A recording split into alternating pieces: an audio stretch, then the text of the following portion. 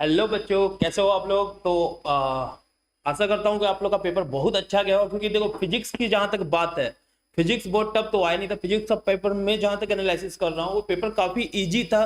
तो मैं आशा करता हूँ कि आप लोग फिजिक्स के पेपर में तो 4 के आए होंगे, ठीक है। और माई सेल्फ नवीन कुमार, आज मैं पूरा पेपर डिस्कस करूंगा। शुरुआत का 25 क्वेश्चन मैं डिस्कस करूंगा, उसके बाद 25 क्वेश्चन सर डिस्कस करेंगे। Hello students, my self Ramesh Maurya. और जैसा कि सर ने बताया कि हाफ पेपर जो है सर डिस्कस करेंगे और लास्ट का हाफ पोर्शन जो है वो हम डिस्कस करेंगे। आशा करते हैं कि आप लोगों ने पेपर बहुत अच्छे से किया होगा। बाकी जो गलतियां होंगी, जो भी चीज़ें होंगी, हम लोग यहाँ डिस्कस करेंगे और उसको जो है आप देखना कि क्या प्रॉब्लम्स है, कैसे हैं, और जो पूरा सॉल्यूशन है वो आपको हम प्रोवाइड करेंगे, किस तरीके से आप इसको जो है बेहतर कर सकते हैं। ठीक है, तो फिलहाल अभी आपका जो हाफ पोर्शन है वो विकास सर नवीन सर डिस्कस करेंगे। बाकी का नेक्स्ट हाफ पोर्शन हम डिस्कस करेंगे। ओके, चलो बच्चों, आगे जाने से पहले सर हम लोग एक बार एनालिसिस बता देते हैं। देखो बच्चों, जो पेपर का एनालिसिस अगर देखोगे तो तुम शॉक रह जाओगे। देखो तुम जहां पे भी पढ़ते हो, एक चीज तो सभी लोग बताते हुए कि ये चैप्टर जरूर कर लेना। हमें ये बोला जाता है कि ये चैप्टर जरूर कर लेना। और just minute,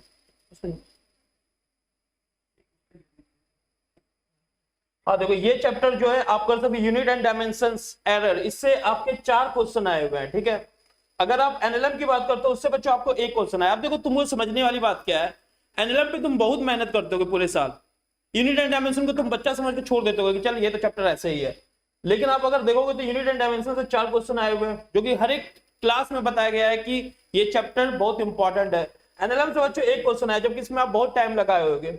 centre of mass को रीजन से बच्चों 3 क्वेश्चन, और तीनों बहुत बेसिक क्वेश्चन आए हुए थे, बहुत ज्यादा बेसिक क्वेश्चन अगर बोल सकते हो, ठीक है। फ्लूइड की अगर बात करते हो तो 2 क्वेश्चन है। सॉलिड मैकेनिक्स और प्रॉपर्टीज ऑफ मैटर की बात करते हो तो वहां से बच्चों 1 क्वेश्चन आए हुए। हीट से 2 क्वेश्चन है।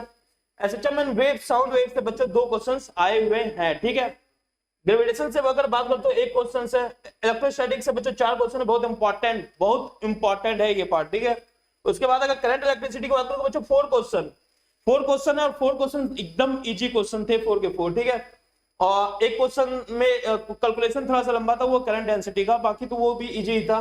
कैपेसिटर बच्चों आपको 1 क्वेश्चन आए हुए। मैग्नेटिज्म से 5 क्वेश्चन, मैग्नेटिज्म से बच्चों 5 क्वेश्चन आए हुए, तो समझ सकते हो क्या इंपॉर्टेंस रहा है। ईएमआई ऐसी छोटा सा चैप्टर, छोटा सा मतलब क्वेश्चन भी 2 ही आए हुए हैं।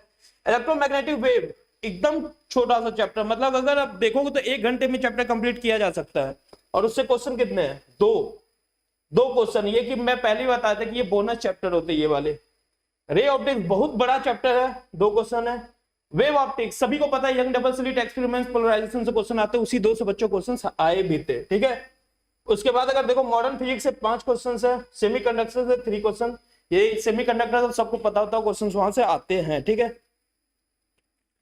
चलो तो हम लोग अब स्टार्ट करते हैं सोल्यूशन पार्ट, ठीक है। तो चलो बच्चों, हम लोग अब स्टार्ट करते हैं सॉल्यूशन पार्ट। तो सबसे पहला क्वेश्चन अगर हम लोग देखेंगे, सबसे फर्स्ट क्वेश्चन अगर देखते हैं, ठीक है। तो पहला क्वेश्चन जो आपको दिख रहा है यहाँ पे, मैच द कॉलम है। मैच द कॉलम में बच्चों देखो, सबसे पहले तो देखना यहाँ पे तुम्हें radio wave, microwave, infra radiation, X ray, ये सब दिया गया है। अब बोलोगे सर इसकी वैल्यू हम याद कैसे करें, ये याद करने वाला इतना खतरनाक चीज याद कैसे किया जा सकता है। बच्चों देखो, क्वेश्चन में याद करने की जरूरत नहीं थी। तुम देखोगे एक चीज तो पता है ना, सबसे बड़ा वेवलेंथ किसका होता है। तो सर सबसे बड़ा वेवलेंथ बच्चों रेडियो का होता है। रेडियो वेव का बच्चों सबसे बड़ा होता है। तो यहां पे देख लो सबसे बड़ा कौन है बच्चों, 10⁻²। मतलब ए का बच्चों क्या होगा, ए का जो आपका होगा वो क्या आएगा, ए का बच्चों आएगा आपका सेकेंड, ठीक है। ये आएगा ए का, ठीक है। उसी बात देखो, ए का बच्चों सेकंड एक ही ऑप्शन है। तुमको देखो क्या मतलब, देखते ही कुछ लोग छोड़ दिए होंगे कि यार ये डेटा क्वेश्चन है। ए का ऑप्शन बच्चों सेकंड एक ही ऑप्शन, अगर देखोगे तो बस 4th ऑप्शन में दिया गया है और यही आंसर है। बाकी तुम एक्सरे का देख सकते हो। एक्सरे का बच्चों वेवलेंथ क्या हुआ, सबसे छोटा वेवलेंथ कौन है इसमें से, 10⁻⁻10। तो डी का बच्चों 1 होना चाहिए। तो डी का 1 देखो इसमें दिया गया, बस क्वेश्चन खत्म यहाँ पे, ठीक है। अब अगर हम नेक्स्ट क्वेश्चन की ओर आते हैं, नेक्स्ट क्वेश्चन बच्चों देखो क्या बोल रहा है।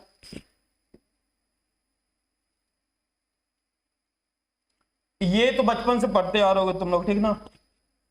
अगर इस क्वेश्चन की बात करें तो बचपन से पढ़ते आ रहे हो। क्वेश्चन में क्या बोला गया है, इसमें बोला गया था curve which represent the adiabatic process. Adiabatic process बच्चों कौन रिप्रेजेंट कर रहा है?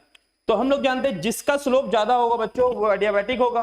देखो ये तो बच्चों आइसोबैरिक दिख रहा है, बच्चा बता सकता है कि सर ये आइसोबैरिक है 4th नंबर।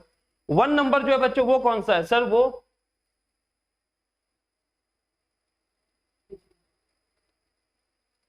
ये ऊपर चला गया, चलो ठीक है। तो बच्चों इसमें देखोगे तो ये जो 1 नंबर वो क्या है? वो बच्चों आइसोकोरिक है, ठीक है। और 4 नंबर बच्चों आइसोबेरिक है, तो ये दोनों तो हो नहीं सकता। प्रॉब्लम किस में होता है? आइसोथर्मल एंड एडियाबैटिक में। तो आइसोथर्मल और एडियाबैटिक में बच्चों ग्राफ किसका अगर तुम देखोगे तो बच्चों स्लोप किसका ज्यादा है? तो सर जिसका स्लोप ज्यादा होता है वो बच्चों क्या होता है? एडियाबैटिक होता है। तो स्लोप बच्चों अगर देखोगे तो स्लोप कहीं ना कहीं तुम्हें किसका ज्यादा दिख रहा है? सर 2 नंबर का स्लोप ज्यादा है। तो अगर बच्चों 2 नंबर का स्लोप ज्यादा है तो आंसर भी तुम्हारा क्या होगा? 2। और यहाँ पे आपको आंसर 2 दिया गया है, ठीक है। क्लियर सभी को? तो हम लोग नेक्स्ट क्वेश्चन पे आए। ओके, नेक्स्ट क्वेश्चन जो बच्चों आपका है यहाँ पे,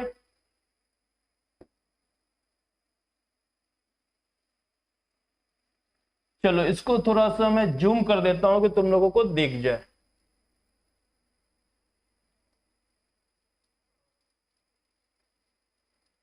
इतना जूम तो सफिशिएंट लग रहा है कि तुम्हें दिख रहा होगा।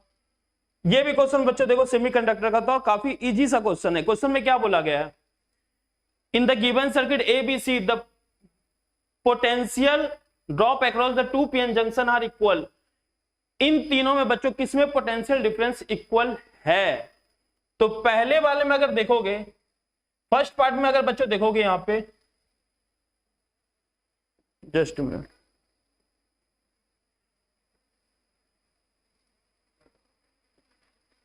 पहले वाले में बच्चों अगर देखोगे तो यहां पे क्या दिख रहा है? ये भी फॉरवर्ड बायस है और ये भी बच्चों क्या है? फॉरवर्ड बायस है। दोनों फॉरवर्ड बायस तुम्हें दिख रहा है? Yes sir. तो बच्चों जितना दोनों का रेजिस्टेंस भी सेम होगा क्योंकि दोनों फॉरवर्ड बायस से रेजिस्टेंस सेम होगा। तो बच्चों अगर मान लो ये 10 वोल्ट का पोटेंशियल है तो यहाँ पे भी 5 वोल्ट गिरेगा और बच्चों यहाँ पे भी 5 वोल्ट गिरेगा। तो पहला वाला तो एकदम सही है, ए एकदम करेक्ट है, दोनों में इक्वल पोटेंशियल होगा।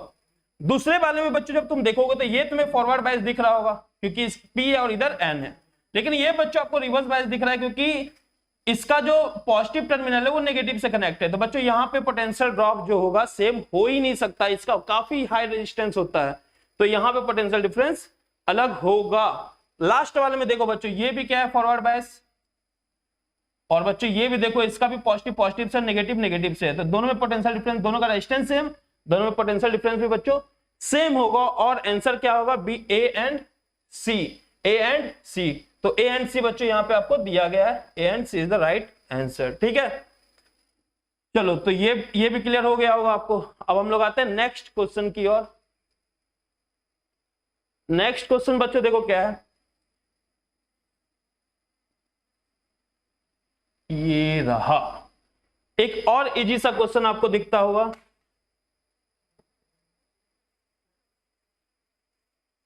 इरेजर मेरे को लग रहा है छोटा है इसका साइज।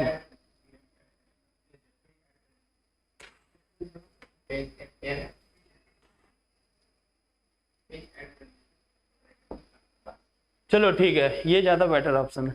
हाँ तो देखो, अब biconvex lens is radius of curvature 20 centimetre each if the refractive index of material of lens is इतना the power of lens. Basic सा क्वेश्चन, एकदम बेसिक सा क्वेश्चन है। बताओ 1/f इक्वल टू बच्चों क्या होता है? Mu minus 1/r1 minus 1/r2। यही पढ़े हो ना? यस सर, एकदम यही पढ़े।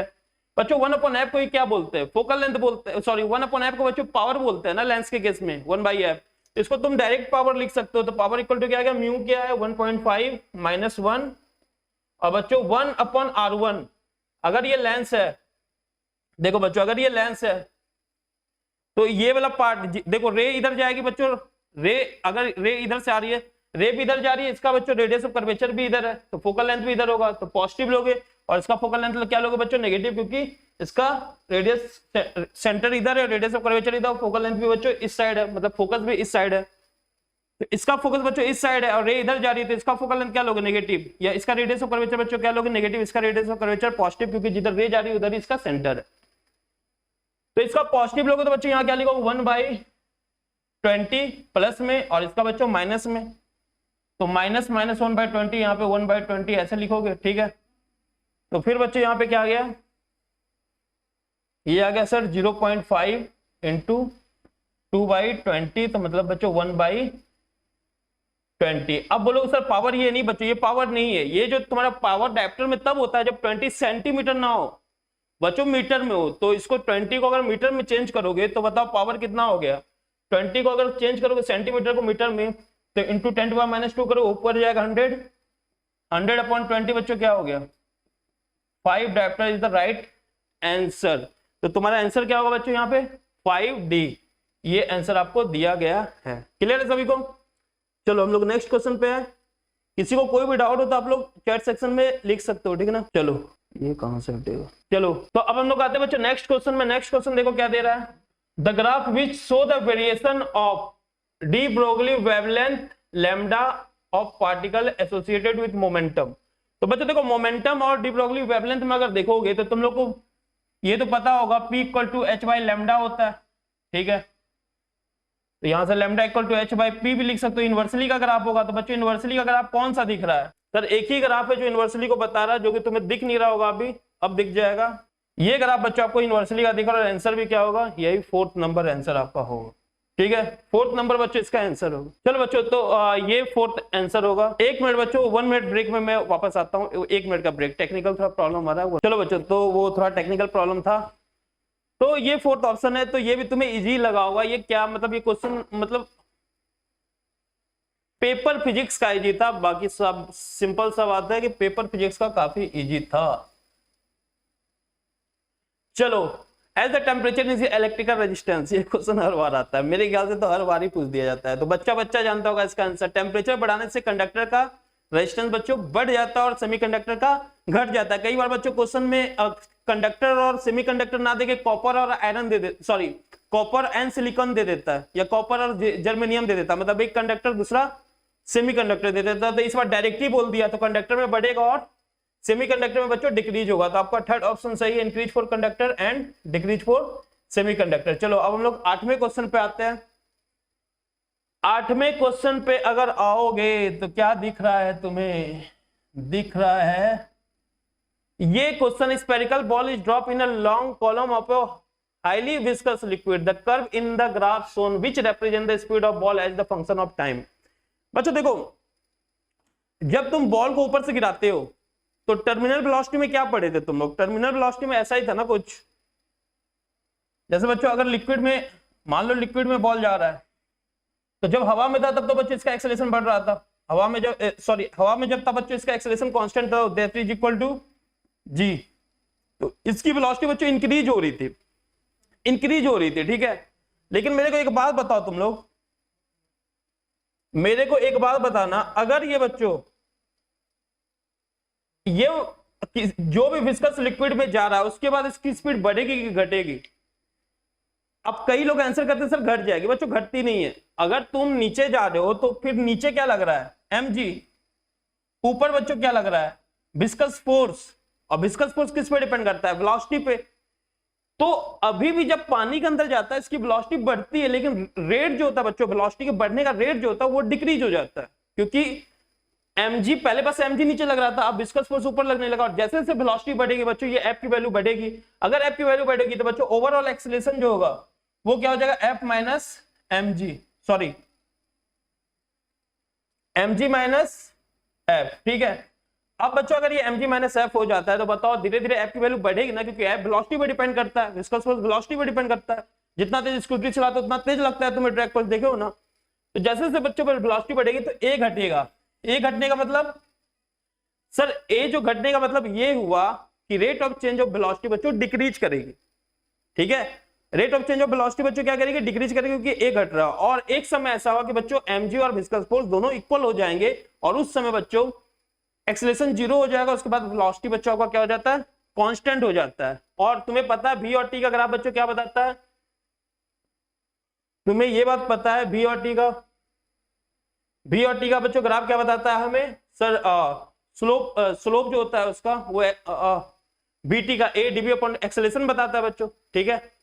तो अब देखो यहाँ पे स्लोप धीरे धीरे घटना चाहिए, बाद में बच्चों 0 हो जाना चाहिए। तो देखो स्लोप बच्चों धीरे धीरे घट रहा है ना बी में, बाद में बच्चों स्लोप क्या हो जा रहा है, 0 हो जा रहा है। बात समझ में आया? Yes sir. तो यही ऑप्शन होगा बच्चों। ए वाला जो दिख रहा है, ए वाला जो दिख रहा है, इसमें कोई स्लोप कांस्टेंट मतलब एक्सेलरेशन कांस्टेंट पॉसिबल नहीं है। बी में बच्चों धीरे धीरे क्या हो रहा है, स्लोप घट रहा है। ठीक है, बीटी ग्राफ का स्लोप क्या बताता है, एक्सेलरेशन को। ठीक है, चलो तो ये भी कहानी खत्म। तो इसका आंसर बच्चों क्या होगा, बी। बी जो आंसर बच्चों वो परफेक्ट आंसर होगा। ठीक है, चलो तो ये हो गया। अब हम लोग आते हैं नेक्स्ट क्वेश्चन पे।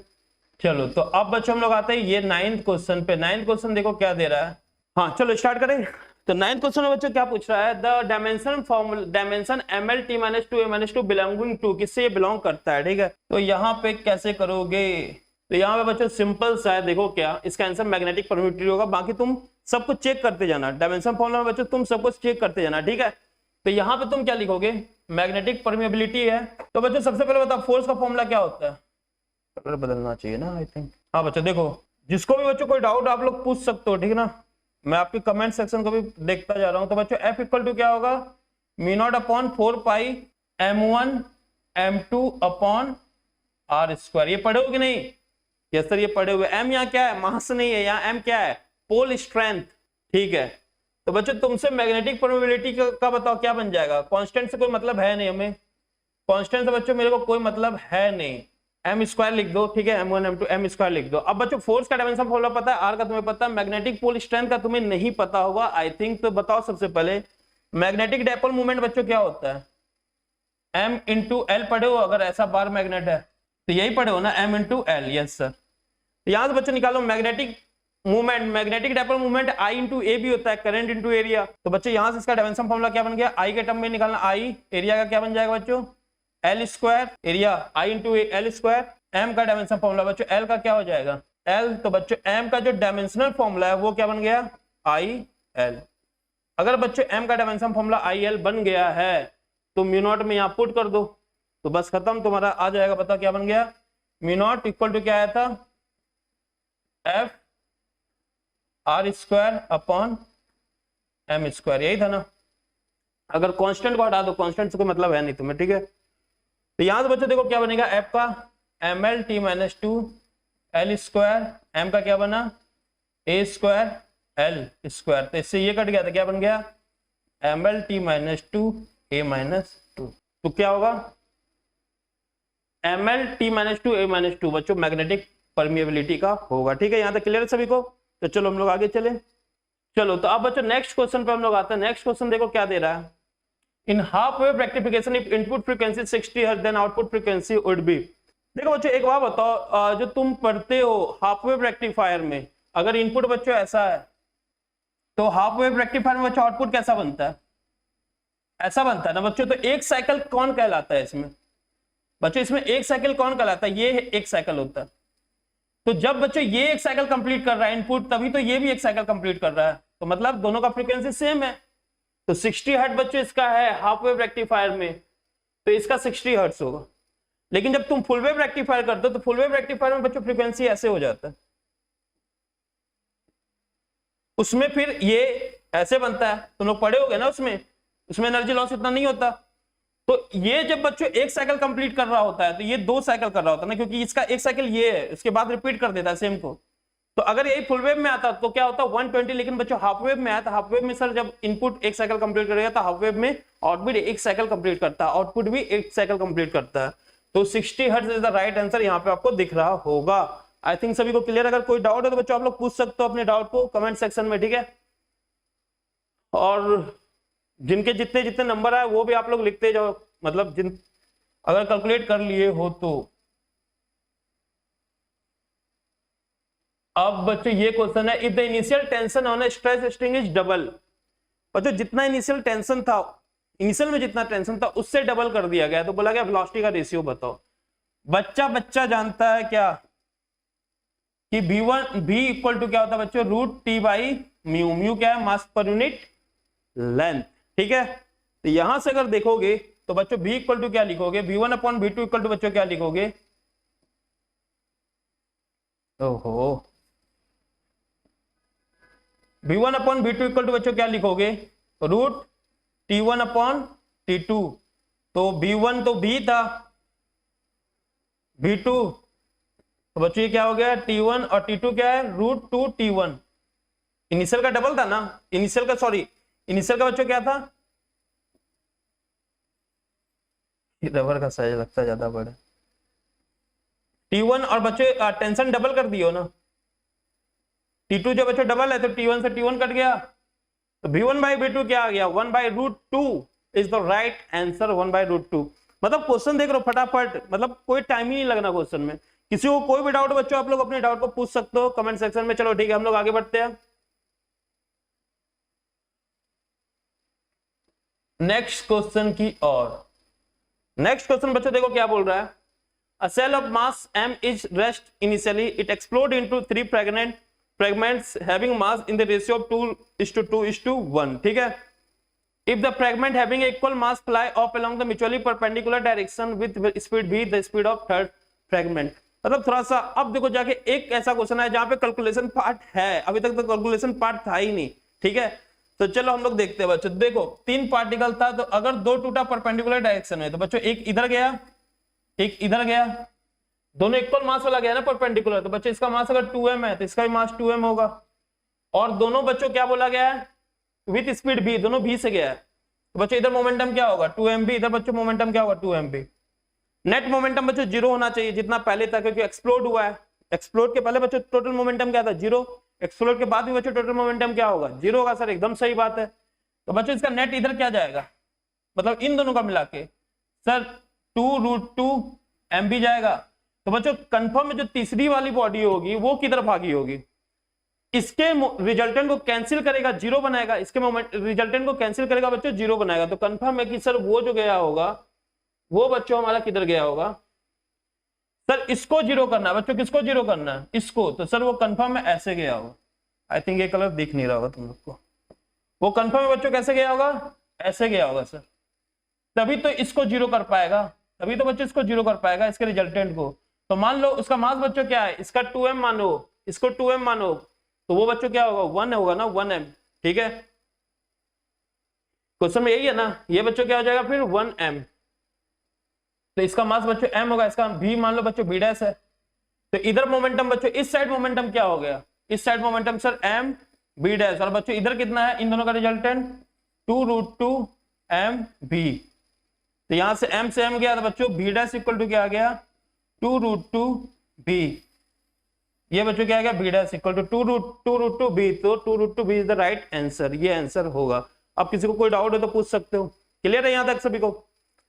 चलो तो ये हमारा हो गया। अब हम लोग आते हैं इस पे, कौन से क्वेश्चन पे, ये 13th क्वेश्चन पे हम लोग आते हैं। ठीक है,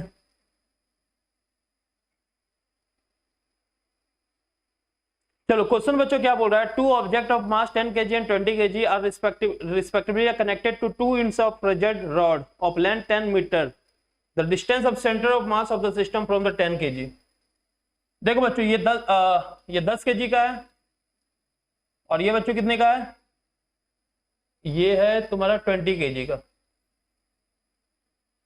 तो बच्चों यहां से सेंटर ऑफ मास पूछा हुआ, तो इसी को ओरिजिन मान लो, तो एक्सियम। वैसे तुम डायरेक्टली इनवर्सली वाला जो रेशियो था उससे भी निकाल सकते हो, डायरेक्ट आ जाता है आंसर, वो आ जाता 20/30 इंटू 10। यहां से डायरेक्ट भी आ जा रहा है, लेकिन चलो जिनको ये नहीं पता कॉन्सेप्ट, तो बेसिक फॉर्मूले पे चले जाओ। यहां से इसको ओरिजिन मान के, इसी को ओरिजिन माने तो बच्चों क्या लिखोगे 10 इंटू 0 प्लस 20 इंटू, ये कितना मीटर है 10 मीटर है बच्चों, ये 10 मीटर दिया है ना क्वेश्चन में।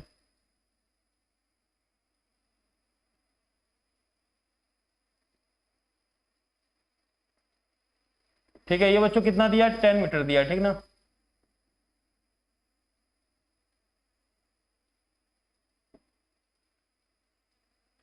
ये है आपका 10 मीटर, तो यहाँ पे क्या लिख दोगे 10 इंटू 0, इसको ओरिजिन माने 20 इंटू 10 अपॉन बच्चों क्या लिखोगे 30, total mass m1 plus m2। तो यहाँ से क्या आ गया तुम्हारा, इससे ये कट गया, इधर तो 0 ही हो गया, तो क्या आ गया बच्चों 20/3। इससे पूछा था यही आंसर है, 20/3 is the right answer. Clear है सभी को। चलो अब बच्चों हम लोग आते हैं इसके नेक्स्ट पार्ट पे।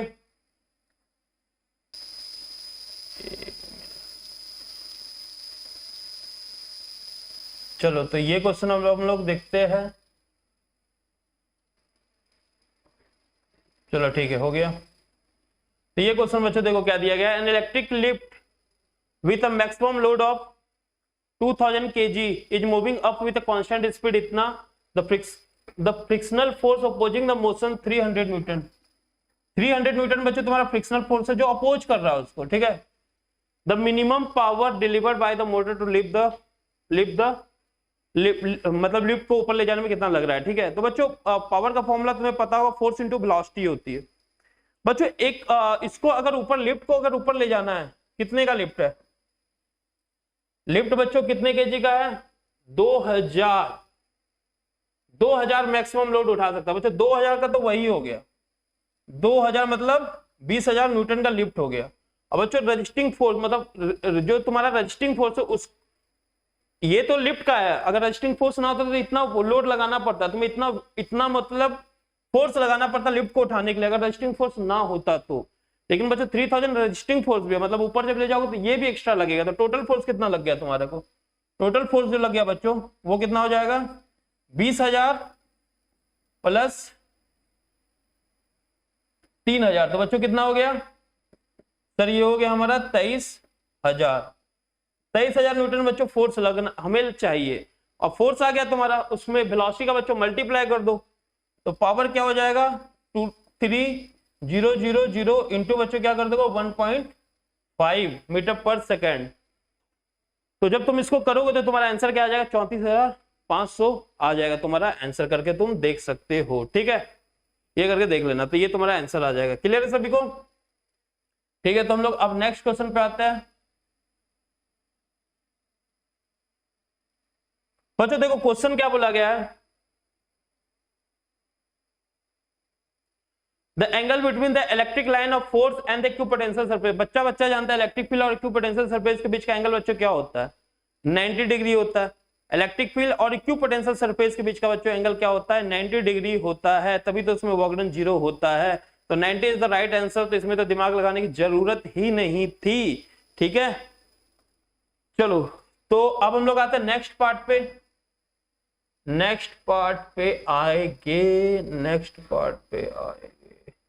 हाँ बच्चों, ये क्वेश्चन जो तुम्हें दिख रहा है ना, ये वैसे जो है ये बोनस क्वेश्चन है। रीजन बताते हैं क्यों। देखो मैथमेटिकली आंसर तो आ जाएगा, फ्रीक्वेंसी जब बच्चों मान लो म्यू दे रहा है या एफ मान लो, फ्रीक्वेंसी बच्चों अगर एफ है, ठीक है, तो स्टॉपिंग पोटेंशियल bs/2, और जब बच्चों फ्रीक्वेंसी को आधा कर रहा है तो स्टॉपिंग पोटेंशियल डबल हो जा रहा है, मतलब bs हो जा रहा है। मतलब फ्रीक्वेंसी बढ़ाने पे स्टॉपिंग पोटेंशियल बढ़ता है और फ्रीक्वेंसी घटाने पे बच्चों स्टॉपिंग पोटेंशियल घटती है। यहाँ पे बच्चों फ्रीक्वेंसी को जब घटा रहा है तो स्टॉपिंग पोटेंशियल बढ़ रहा है। तो टेक्निकली ये क्वेश्चन टोटली गलत है, रॉन्ग क्वेश्चन, ये क्वेश्चन गलत है और इसका बोनस मार्किंग आपको मिलना चाहिए। लेकिन हाँ मैथमेटिकली जब बच्चों इस क्वेश्चन को करने की कोशिश करोगे तो इसका आंसर आ जाता है, और वो आंसर क्या होगा? तो चलो हम एफ मान लेते हैं, HF equal to HF0 plus बच्चों स्टॉपिंग पोटेंशियल कितना था? EVS/2 लिखोगे, EV होता है ना, ये पहला इक्वेशन बच्चों, ठीक है। दूसरा जो लिखोगे वो क्या हो जाएगा? HF, जब फ्रीक्वेंसी को बच्चों क्या कर रहा है, वो आधा कर रहा है, मतलब HF/2 equal to HF0 plus EVS लिखोगे, क्योंकि बच्चों जब ये फ्रीक्वेंसी F/2 है तो बच्चों ये क्या बन गया? BS बन गया, ठीक है। इसको F मान लो, ठीक है, नहीं तो ये B की तरह लगता है, इसलिए हम दोनों साइड B नहीं लिख रहे हैं, तुम कंफ्यूज हो जाओगे।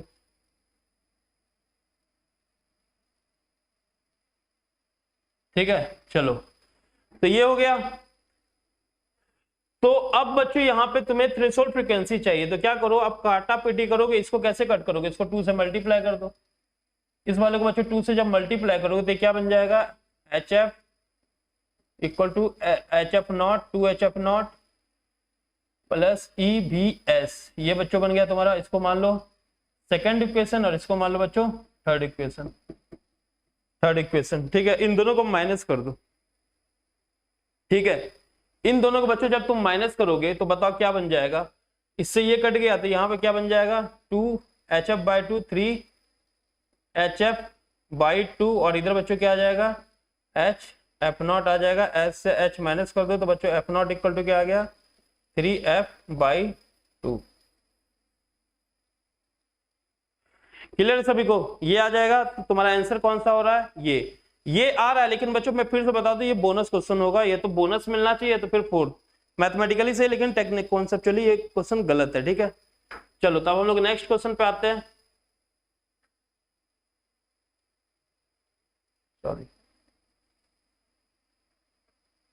हाँ बच्चों नेक्स्ट क्वेश्चन देखो क्या बोल रहा है। A solenoid of radius 1 mm has 100 turns per mm, 1 ampere current flow in the solenoid, the magnetic field stand at the center of the solenoid। Simple सा फॉर्मूला बच्चों क्या है, b equal to mu naught N I लगा दो। b equal to बच्चों क्या लगाओगे? Mu naught N I. तो b इक्वल टू क्या आ जाएगा? म्यू नॉट एन आई लगा दो, या फिर n बाई एल लगा दो, n बाई एल लगा दो। तो म्यू नॉट तो बच्चों म्यू नॉट का फॉर्म वैल्यू क्या होगा? 4 pi into 10 to power minus 7। Yes sir. N कितना दिया गया है तुम्हें? 100 टन। बच्चों लेंथ कितना दिया गया है? लेंथ सर लेंथ कितना दिया गया है? लॉन्ग सोलेनोइड ऑफ रेडियस होने इतना टन पर mm, मतलब 1 mm बच्चों है, तो 1 mm का मतलब 10 टू पावर माइनस 3 इंटू आई कितना है? 1 एम्पेयर। तो बच्चों यहां से देख लो कितना बन गया, 4 pi into 10 to power 5 into 10 to power minus 7। तो ये क्या बन जाएगा? 4 into 3.14 into 10 to power 5 minus 2। तो बच्चों इसको सॉल्व कर लो, तुम्हारा आंसर ये आ जाएगा 12.56 into 10 to power minus 2 tesla is the right answer. ठीक है, क्लियर है सभी को? किसी को कोई डाउट? चलो तो अब हम लोग आते हैं बच्चों नेक्स्ट क्वेश्चन पे।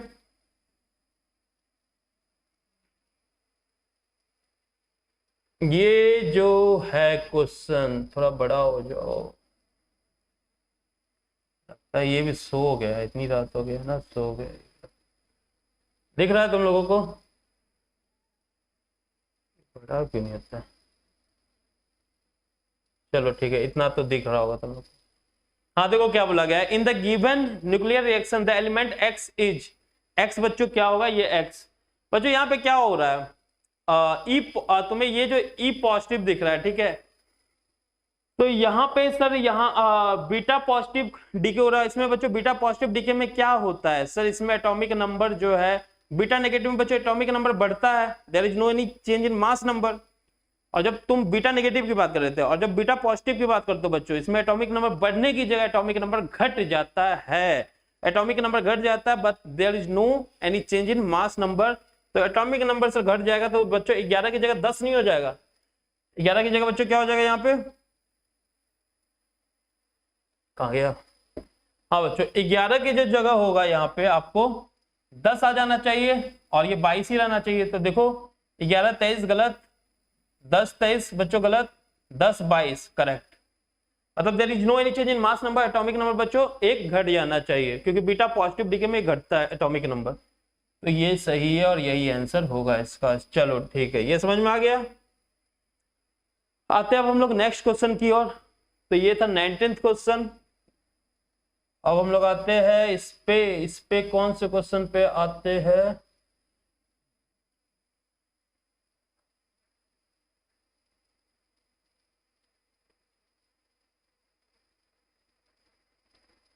चलो दिख रहा है सब कुछ? हाँ। Given below two statement, Biot-Savart law give the expression for the magnetic field strength of a infinitely small current element of current carrying conductor only। सही बात है, करेक्ट बच्चे। स्टेटमेंट 1 यहाँ पे करेक्ट है। बायोट-सावर्ट लॉ मैग्नेटिक फील्ड बताता है किसी भी छोटे से करंट कैरिंग वायर के लिए, एकदम करेक्ट बात है। दूसरा स्टेटमेंट बच्चों आपको दे रहा है Biot-Savart law analogous of columns inverse square law, ठीक बात, with the former being related to the field produced by scalar source ideal। बच्चों यहाँ पे ये गलत बोल रहा है, स्केलर सोर्स आइडियल है, जबकि आइडियल बच्चों वेक्टर सोर्स होता है। स्केलर सोर्स आइडियल बोल रहा है, जबकि बच्चों आइडियल वेक्टर सोर्स होता है। तो यहाँ पे ये गलत स्टेटमेंट आपका है। तो स्टेटमेंट 1 बच्चों करेक्ट है एंड स्टेटमेंट 2 इज इनकरेक्ट। तो यहाँ पे आपका कौन सा ऑप्शन दिख रहा है? Third is the right answer. ठीक है, ओके। तो अब हम लोग नेक्स्ट पार्ट पे आते हैं। नेक्स्ट पार्ट इसका क्या बोल रहा है?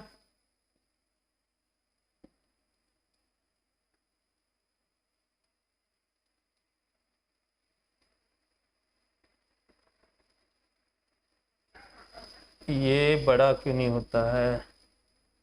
चलो हो गया, ये हो गया बड़ा। अब इसको नीचे लाके देखते क्या है क्वेश्चन। क्वेश्चन है बच्चों, the ratio of the radius of gyration of uniform disk about an axis passing through its center and the normal its plane to the radius of gyration of disk about its diameter। बच्चों disc का axis से कितना होता है? Disc बच्चों disc का axis से कितना होता है? सर इनर्शिया बच्चों एम के स्क्वायर होता है इक्वल टू डिस्क से बच्चों एम आर स्क्वायर बाई 2 होता है ना, डिस्क का एक्सिस से M R square by 2। I equal to बच्चों एम के स्क्वायर लिख दो, रेडियस ऑफ गायरेशन, और इधर क्या लिख दोगे? M R square by 2। और बच्चों इसका डायमीटर से अगर कोई पूछेगा, इसके बच्चों डायमीटर से अगर कोई पूछेगा, डायमीटर से, ठीक है, तो बताओ अब क्या होगा? सर तो यहाँ पे होगा एम के 2 का स्क्वायर इक्वल टू बच्चों डायमीटर से कितना होता है बताओ, जल्दी बताओ, सबको आता है? M R square by 4। बच्चों डायमीटर से ही होता है ना परपेंडिकुलर थ्योरम लगा के, ठीक है। दोनों को डिवाइड कर दो तो बच्चों k1 बाई k2 क्या आ जाएगा? एम आर स्क्वायर गया 4 बाई 2 का रूट इक्वल टू √2 1 आना चाहिए, और √2 1 इज द राइट आंसर। ठीक है, क्लियर यहां तक सभी को? √2 1 इज द राइट आंसर। चलो ठीक है, अब बच्चों हम लोग आते हैं नेक्स्ट क्वेश्चन पे। नेक्स्ट क्वेश्चन है peak voltage of AC source is equal to, किसको नहीं पता, किसको नहीं पता, जो 12th में पढ़ा होगा थोड़ा बहुत भी उसको भी पता है कि पीक वोल्टेज √2 टाइम्स होता है RMS value of AC source के। तो ये भी क्वेश्चन का खात्मा होता हुआ। अब बच्चों the energy that will ideally radiated by 100 kilowatt transmitter in 1 hours, तो ये कौन नहीं जानता? पावर इनटू टाइम, 10th में भी पढ़ो, मतलब 9th क्लास का 9th 10th का बच्चा भी इसको बता सकता है। पावर इनटू टाइम होता है फॉर्मूला, और पावर इनटू टाइम कर दो तो पावर कितना है?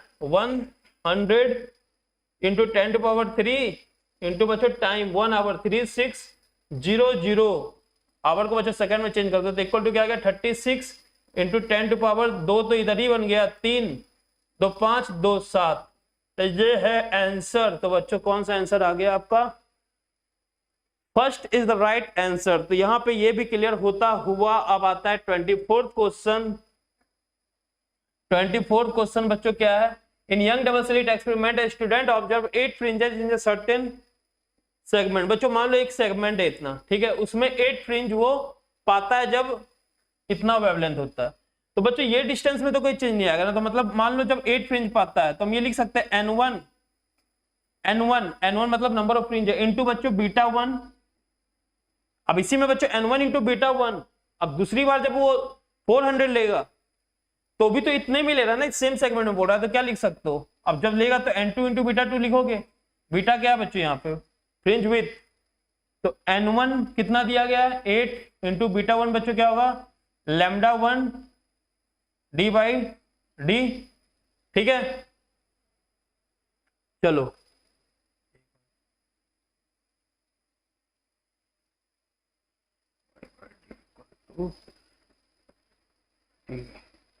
ठीक है, lambda d by D correct है। तो ये हो गया बच्चों। तो यहां पे अगर हम लिखेंगे इक्वल टू क्या लिखोगे बच्चों? n2 into lambda 2 d by D. D बच्चों सेम ही होगा, तो यहां से क्या आ गया? 8 इंटू लैम्डा 1 बच्चों कितना है? 600। बाद में बच्चों n2 लैम्डा 2 कितना है सर? 400। तो बच्चों यहां से n2 जब तुम निकालोगे तो क्या बन जाएगा? इसका 0 इसको उड़ा दिया, 4 2 जा 6 दूने 12 इज द राइट आंसर। 12 इसका आंसर होगा। क्लियर है यहां तक सभी को? जल्दी बताओ। चलो अगर ये क्लियर है तो अब हमारे पास आता है मेरे सेशन में डिस्कस करने वाला सेकंड लास्ट क्वेश्चन 25th। उसके बाद सर डिस्कस करेंगे। तो square loop of side 1 metre and resistance 1 ohm placed in a magnetic field of इतना tesla if the plane loop is perpendicular to the direction of field the magnetic flux. बच्चों बच्चा जानता है magnetic flux का formula क्या होता है? B into A, B dot A होता है बच्चों, ठीक है, बी डॉट ए होता है। और बच्चों ये जो डॉट है एरिया का बच्चों एरिया वेक्टर क्या होता है? सरफेस का परपेंडिकुलर। तो जो बच्चों स्क्वायर लूप है 1 मीटर का मैग्नेटिक फील्ड दिया गया if the plane of loop is perpendicular to the direction of magnetic field. बच्चों प्लेन जो है, प्लेन प्लेन के परपेंडिकुलर मैग्नेटिक फील्ड है बच्चों, प्लेन के परपेंडिकुलर मैग्नेटिक फील्ड है, तो बताओ यहाँ पे जो flux equal to B A cos theta आएगा, इस थीटा की वैल्यू क्या होगी, कॉस थीटा में बच्चों थीटा की वैल्यू क्या होगी, थीटा की वैल्यू सर होगी 0, क्योंकि बच्चों देखो थीटा किसके किसके बीच का एंगल है, एरिया वेक्टर, जो कि बच्चों इधर होगा, मैग्नेटिक फील्ड भी इधर है, तो 0 होगा ना। कुछ लोग ये आंसर लिख के आएंगे फोर्थ वाला 0 वेबर, 0 वेबर बच्चों नहीं होगा, 90 डिग्री देखे होगे तो 0 लिख दोगे। एरिया वेक्टर और मैग्नेटिक फील्ड में बच्चों एंगल देखा जाता है ना, तो ये लूप है तो एरिया वेक्टर भी इधर होगा, मैग्नेटिक फील्ड भी इधर, तो एंगल क्या हुआ 0, तो फिर क्या लिखोगे यहाँ पे आंसर, तो बच्चों आंसर जो होगा वो तुम्हारा बी कितना है 0.5, एरिया बच्चों कितना है 1 का स्क्वायर, कॉस थीटा 0, मतलब कॉस 0 का भी वैल्यू बच्चों 1, सॉरी कॉस 0 की बच्चों वैल्यू 1, तो यहाँ पे क्या आ जाएगा 0.5 weber is the right answer. ठीक है, अब 26 question, two resistance of 100 and 200 are connected in parallel in electrical circuit, the ratio of thermal energy develop. बच्चों पैरेलल में क्या इक्वल होगा, दो रेजिस्टेंस अगर पैरेलल लगा हुआ है तो बता इक्वल क्या होगा, दो रेजिस्टेंस बच्चों अगर पैरेलल लगा हुआ है R1 R2, अगर पैरेलल लगा हुआ है तो दोनों बच्चों पोटेंशियल सेम होगा ना, अगर पोटेंशियल सेम होगा तो पावर का रेशियो क्या लिखोगे, पावर इक्वल टू बच्चों v²/r होता है, अगर बच्चों पोटेंशियल सेम है तो power is inversely proportional to r, तो क्या लिख दोगे P1/P2 equal to P1/P2 equal to बच्चों क्या लिखोगे R2, क्योंकि इनवर्सली का रिलेशन है, R2/R1, तो बच्चों यहां से क्या आ गया, the ratio of thermal resistance develop in 100 to 200, तो R2/R1 बच्चों 200/100 लिखोगे, तो इससे ये कट गया, तो बच्चों क्या आ गया 2:1, 2:1 is the right answer, this is the answer of 26th question. तो ये था मेरी तरफ से, आप रमेश सर आकर डिस्कस करेंगे इसके बाद का। फिर बच्चों मैं बता दूं फिजिक्स का पेपर इजी था इस बार का, ठीक है, तो okay, best of luck everyone, सभी अच्छा किए होंगे। हेलो बच्चों, जैसा कि सर ने बताया कि नेक्स्ट जो है हम स्टार्ट करते हैं 27 से, ठीक है ना, तो 27 से हम स्टार्ट करते हैं। फिलहाल काफ़ी लेट हो गया, आप लोग भी काफ़ी देर से देख रहे हैं, बस थोड़ी देर और आप हमारे साथ बने रहिए, इसको हम थोड़ा जल्दी ही जो है पूरा कंप्लीट करते हैं जो बचा हुआ पोर्शन है। जैसे सीधे क्वेश्चन पे आते हैं हम लोग। 27 नंबर में आप देखो, the ratio of the distance travelled by freely falling body, freely falling body u equal to कितना हो जाएगा आपका 0 हो जाएगा, ओके, यू इक्वल टू 0 आ जाएगा। फर्स्ट सेकंड इन्होंने बोला, सेकंड थर्ड में पॉइंट फोर्थ में पूछा गया है, ठीक है ना, तो यहाँ पे जैसे आपने पढ़ा एस nth का फॉर्मूला डायरेक्टली याद होगा, क्योंकि ये individual first second third fourth एक एक जो सेकंड का जो सेगमेंट है उसमें आपसे डिस्टेंसेस पूछी गई हैं, तो वो आपका क्या होता है u plus half g 2n-1, ये फॉर्मूला होता है। यहाँ पे देखना u की वैल्यू क्या है 0, क्योंकि फ्रीली फॉलिंग बॉडी है, n इक्वल टू 1 रखेंगे तो पहले सेकंड मिलेगा, n इक्वल टू 2 पे सेकंड में, n 3 पे थर्ड सेकंड पे, और n इक्वल टू 4 पे आपको कहाँ निकले फोर्थ सेकंड पे। नॉर्मली आप अगर ध्यान से देखो तो ये ऑड नंबर का है 2n-1, बाकी ये सब तो आपके क्या होते कैंसिल हो जाएंगे, तो डायरेक्टली अगर निकालो S1 निकालोगे, आपको ध्यान रखना यहाँ पे 1 रखोगे तो कितना आ जाएगा आपका g/2 आ जाएगा, क्योंकि 2 × 2 1 -1 1 हो जाएगा आपका।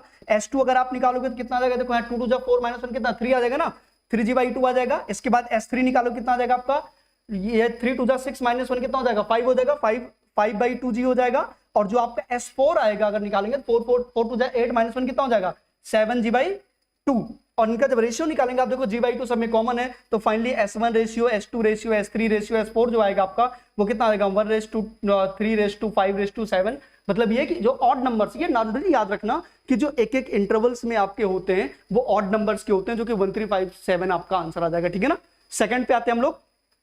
सेकंड क्वेश्चन का ध्यान रखो, इसमें लेके body of mass 60 gram, m जो दिया गया आपका वो 60 ग्राम दिया गया है, इसको नॉर्मली आप चाहो तो चेंज करना किलोग्राम में, क्योंकि उसी में जरूरत पड़ेगी मैं, तो ये 0.06 हो जाएगा आपका, ठीक है, सॉरी 0. आपका 6 आ जाएगा, हाँ ठीक है, एक सेकंड, ये आपका हो जाएगा 0.06 आ जाएगा, क्योंकि 60 से 10 कैंसिल आउट, ठीक है ना, ये केजी में हो गया आपका, ठीक है। इसके बाद आपका देखो फोर्स जो दिया गया है वो कितना दिया गया है 3 न्यूटन के बराबर दिया गया है।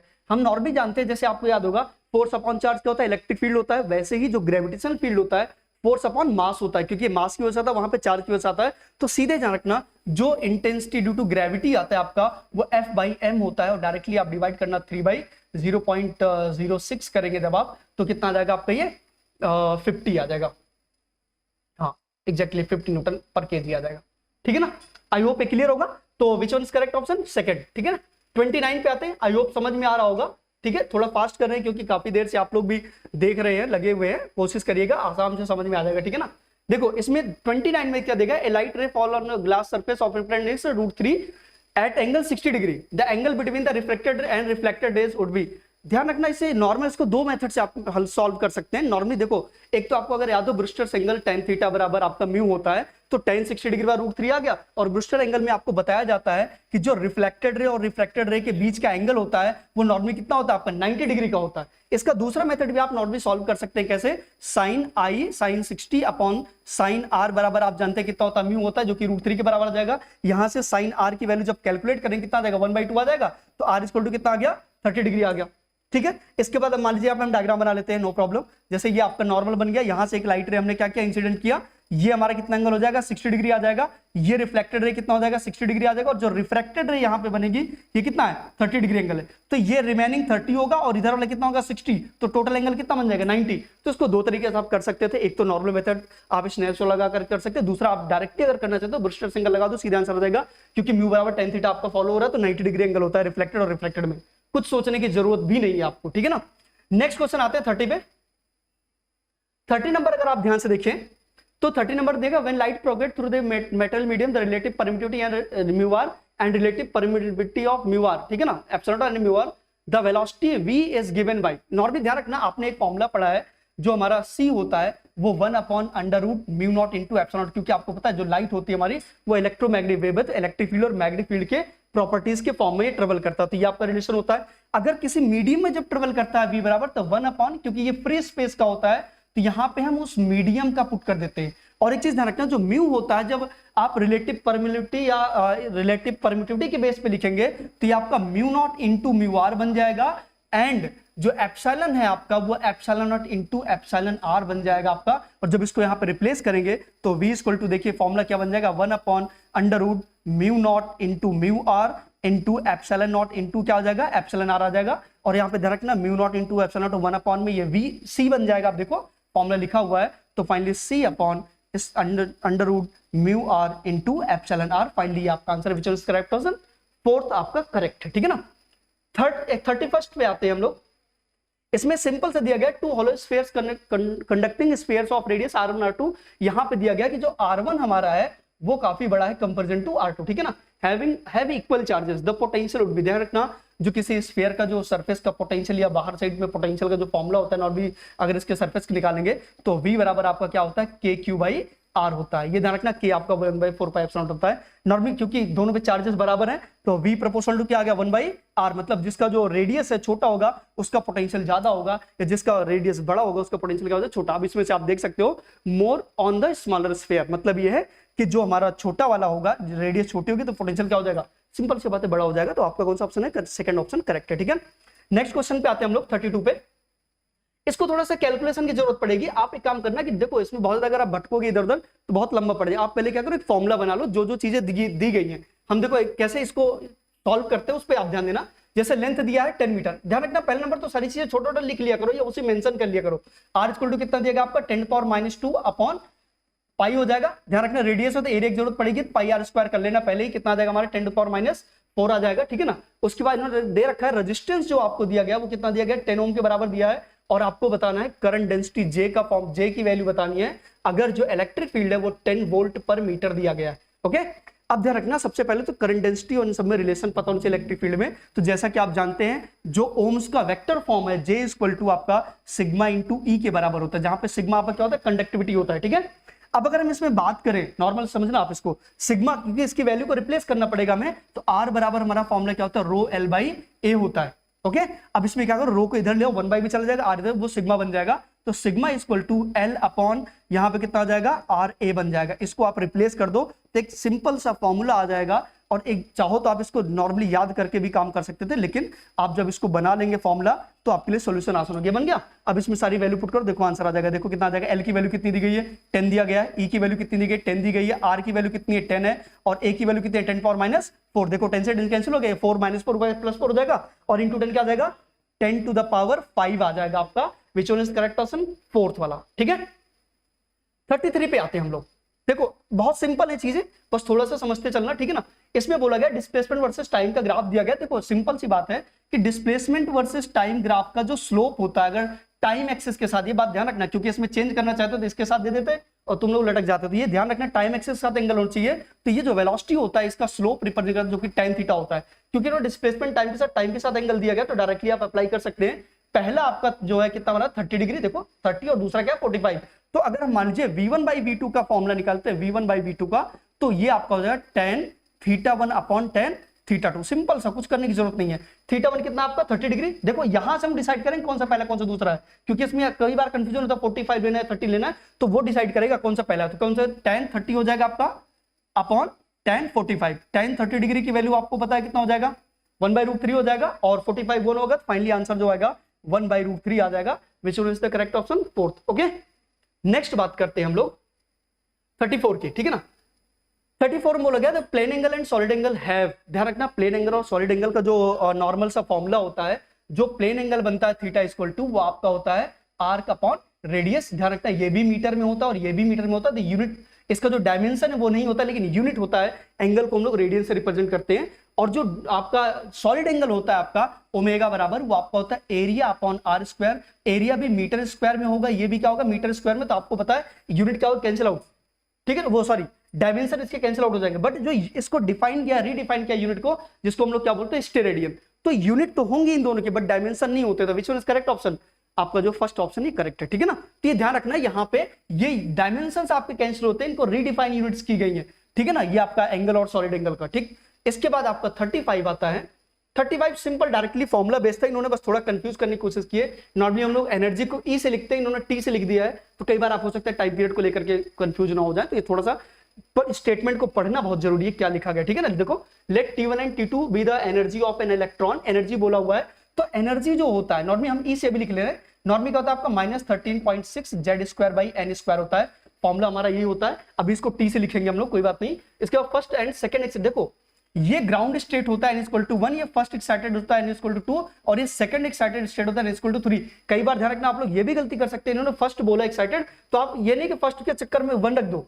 फर्स्ट एक्साइटेड मतलब क्या होगा n=2, सेकंड का मतलब n=3, बस इन्हीं का रेशियो निकालना है। तो अगर आप मान लीजिए यहाँ पे अगर ध्यान से देखें तो t is inversely proportional to क्या आ जाएगा n² आ जाएगा, क्योंकि ये सब तो क्या है कांस्टेंट है, उसकी जरूरत ही नहीं है। तो जब आप T1/T2 निकालेंगे तो क्या हो जाएगा, ये रिवर्स में आ जाएंगे, तो ये आपका हो जाएगा n2² अपॉन n1², और n2 की वैल्यू आपकी देखो कितनी है, ये 2 होगा, ये 1 first excited second excited state होगा, तो 3 का स्क्वायर बाई 2 का स्क्वायर बराबर कितना आएगा 9/4।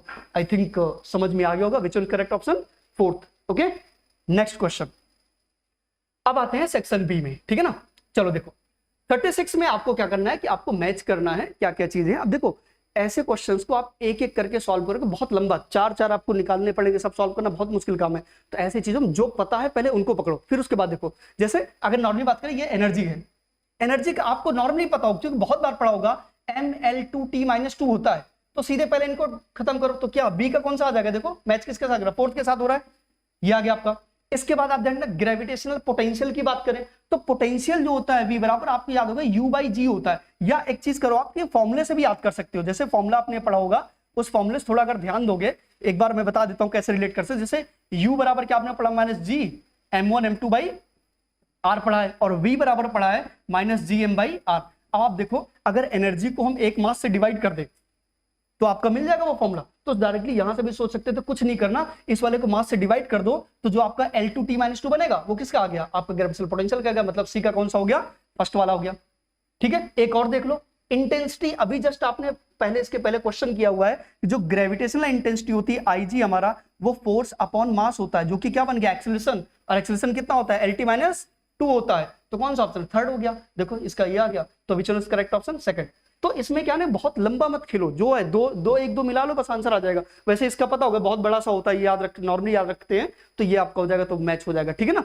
तो 36 का आपका कौन सा आ गया, सेकंड ऑप्शन। ओके, इसके बाद ध्यान देना, अब देखो क्वेश्चन ध्यान रखना, ये जो हम लोग पेपर डिस्कस रहे हैं वो Q1 कोड का है, ऐसा नहीं कि आप लोग अपने 36 से इसको मैच करोगे तो उसमें कुछ और आ रहा होगा, ठीक है ना। ये भी ध्यान रखना, ये नहीं कि दूसरे कोड से मैच करोगे उसमें 36 दूसरा होगा, ठीक है ना। क्वेश्चन देख लेना अपने हिसाब से। 37 की बात करें, इसमें बोला गया two pendulums of length 121 centimetre and 100 centimetre starts vibrating in same phase. मतलब कि जब ये स्टार्ट करते हैं वाइब्रेट करना तो एक जगह से स्टार्ट करते हैं दोनों। जैसे मान लीजिए कि ये 0 से स्टार्ट करते हैं, यहां से शुरू हो गए, ठीक है ना, क्योंकि लेंथ अलग अलग है तो इनके टाइम पीरियड क्या होंगे, अलग अलग होंगे, सिंपल सी बात है। इसके बाद में बोला at some instant the two are at their mean position in the same phase, okay, the minimum number of vibrations of the shorter pendulum after which the two are again in phase at the mean position। देखो simple सी बात है, जो छोटा वाला है वो थोड़ा जल्दी जल्दी करेगा वाइब्रेशन, क्यों, क्योंकि उसका टाइम पीरियड कम हो जाएगा, और टाइम पीरियड कम होने का मतलब हो गया वो फास्ट होगा, ठीक है ना। और जो बड़ा वाला हमारा पेंडुलम है जो 121 सेंटीमीटर वो थोड़ा स्लो रहेगा। तो मतलब ये हो गया कि 121 वाले का जो नंबर ऑफ ऑसिलेशन वो कम होगा, और जो हमारा 100 सेंटीमीटर वाले का ऑसिलेशन होगा वो ज्यादा होगा। अब इनको रिलेशन कैसे फाइंड करेंगे, तो आप ध्यान देना, हम लोग पहले क्या करते हैं कि टी बराबर जो फॉर्मूला है 2 पाई अंडर रूट क्या होता है, L बाई जी फॉर्मूला होता है। अब इसमें देखो 2 पाई जी तो हमारा कांस्टेंट है, तो डायरेक्टली अगर हम मान लीजिए T1 बाई T2 निकालेंगे तो कितना आ जाएगा, under root L1 by L2 बन जाएगा, ठीक है। रेशियो निकालना आपको आता है, इसको मीटर में कन्वर्ट कर लेंगे तो ये 1.21 हो जाएगा, वो आपका 1 हो जाएगा, इसको पुट कर देना तो कितना आ जाएगा 1.21 अपॉन 1 हो जाएगा। इसको जब आप सॉल्व करोगे तो 121 आपका क्या होता है 11 का स्क्वायर रूट होता है, तो 1.1 हो जाएगा, क्योंकि 0.2 पॉइंट पे अपॉन 1 आ जाएगा, ठीक है ना। इसको डेसिमल को सही कर लो, थोड़ा सा ज्यादा बेहतर है, थोड़ा इंटीजर में आ जाएगा, तो 11/10 आ गया। इसको जरा क्रॉस मल्टीप्लाई करो, 10 T1 बराबर कितना आ जाएगा 11 T2। अब ध्यान रखना इसमें T1 हमारा कौन सा है, बड़े वाले का जो कि स्लो चलेगा, और T2 कौन सा है, जो छोटा वाला जो फास्ट चलेगा। अब ध्यान रखना, पहले वाले का 10 ऑसिलेशन दूसरे वाले के 11 ऑसिलेशन के सेम फेज में आ जाएंगे, मतलब ये 10 कंप्लीट करेगा, ये 11 कंप्लीट करेगा, तब वापस से वो क्या होंगे, इक्वल टू सेम फेज में आ जाएंगे, जहां से फिर से स्टार्ट करेंगे। तो क्योंकि अगर बड़े वाले का पूछते कौन सा नंबर आता 10, अब देखो क्वेश्चन दो बन सकते थे, बड़े का पूछते 10 आता और छोटे का पूछेंगे 11, क्योंकि इन्होंने छोटे वाले का पूछा हुआ तो कौन सा नंबर आएगा 11, ठीक है। तो ये ध्यान रखना, आपका फर्स्ट आंसर जो है करेक्ट है। ओके, नेक्स्ट पे आते हैं 38 पे। इन्होंने दे रखा है the area of rectangular field, ठीक है ना, in metre square of length this one and the width this one after rounding off the value, ठीक है ना, करेक्ट सिग्निफिकेंट डिजिट्स। तो कोई बात नहीं, एरिया आप जानते हो नॉर्मली ए बराबर क्या होता है हमारा, लेंथ टू विड्थ होता है 55.3 हो जाएगा, इंटू कितना आ जाएगा 25 आ जाएगा, ठीक है ना। ये वैल्यू कितनी आ रही है, ये अप्रोक्सीमेटली जो वैल्यू आ रही है आपकी वो आपका 13.8 समथिंग आ रहा है, ऐसे करके आपका 2 पॉइंट में है।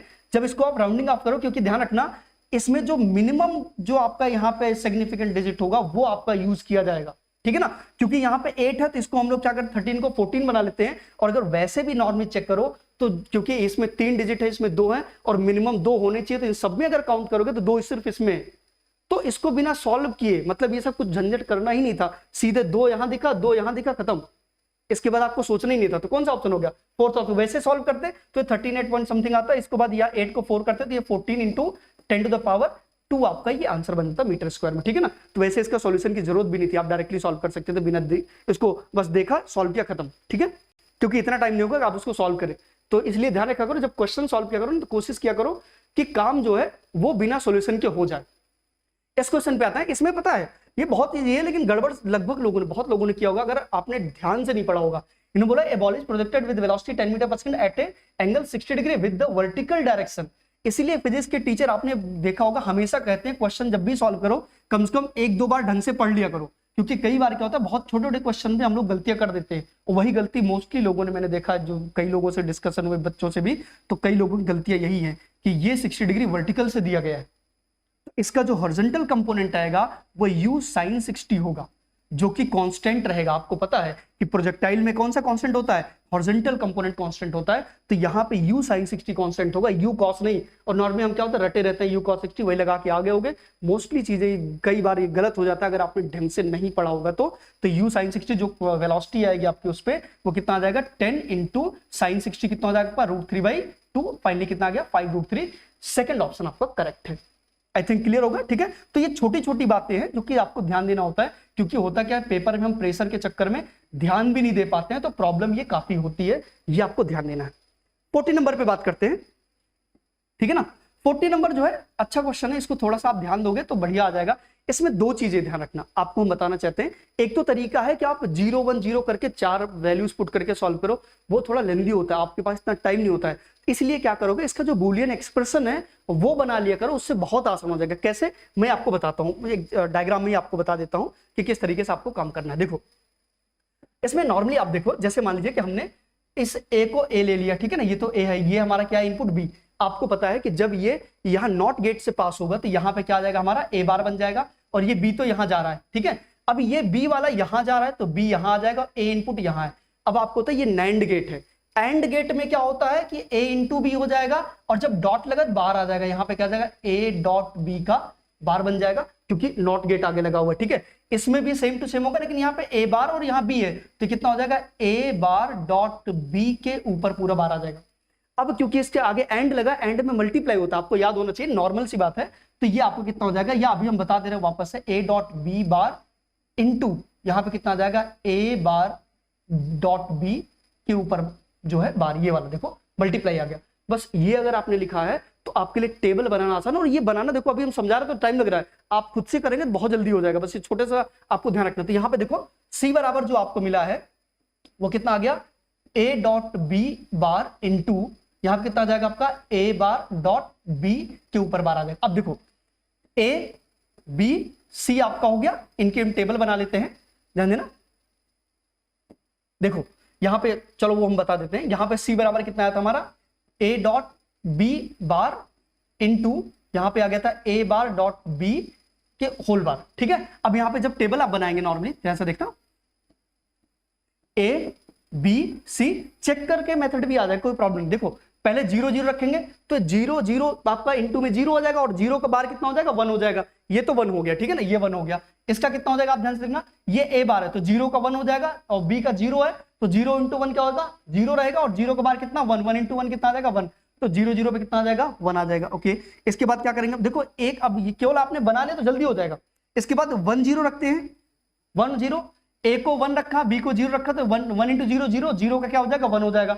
अब यहाँ पे क्या होगा, देखो 1 का क्या हो जाएगा 0, और बी तो 0 है, 0 इंटू 0 क्या हो जाएगा आपका 0, और 0 का बार कितना होगा 1, तो 1 0 भी आपका कितना आ गया 1 आ गया। अब 0 1 पुट करते हैं, ये 0 ये 1 रखते हैं, ठीक है ना। तो आपका जब ये 0 रखोगे तो 0 इंटू 1 आपका कितना हो जाएगा 0, उसका 1 हो जाएगा, ये तो ठीक है। यहाँ पे देखो जरा 1 0 का इनवर्स क्या होगा 1 बन जाएगा, और 1 इंटू 1 कितना 1, और 1 का बार क्या हो जाएगा ये 0। अब 0 इंटू 1 क्या आ जाएगा 0। अब इस वाले केस में आपका 0 आ गया, और लास्ट आपका 1 इंटू 1 का, तो 1 1 आपने पुट किया, देखो 1 1 1 होगा, उसका 0 आ जाएगा। यहाँ पे 1 का 0 होगा, 0 इंटू 1 आपका क्या हो जाएगा, यहाँ पे ये आ जाएगा 0 इंटू 1 आपका 0 हो जाएगा, और उसका 1 हो जाएगा।